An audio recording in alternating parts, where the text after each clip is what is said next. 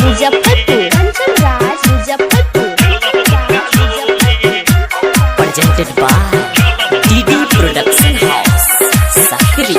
एलैया दिवाली छोरी कर नठी ठोली सखी सहेली संगे अइहा हमरा टोली संगे खेलब हुक्का लोली संगे खेलब हुक्का लोली संगे खेलब हुक्का लोली संगे खेलब हुक्का लोली।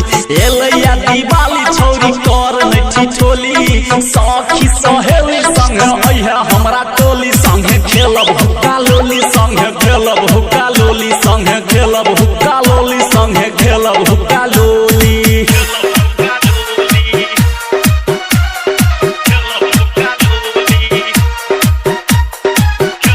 Presented by DD Production House, Sakri। 16 सिंगार तू कके अइहा यार दीपावली दिन हम करबो इंतजार।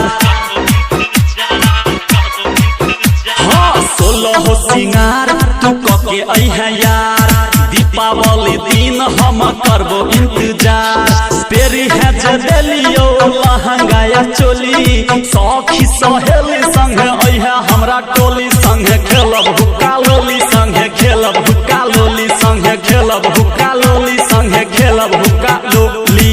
Mixed by Kanchan Raj Muzaffarpur, Kanchan Raj Muzaffarpur, Kanchan Raj Muzaffarpur. Presented by DD Production House, Sakri। खुशियाँ मनेबै मिठाई खिएबै संगे संगे राइटर राजा से मिलेबै। हाँ खुशियाँ मनेबै मिठाई खिएबै संगे संगे राइटर राजा से मिलेबै।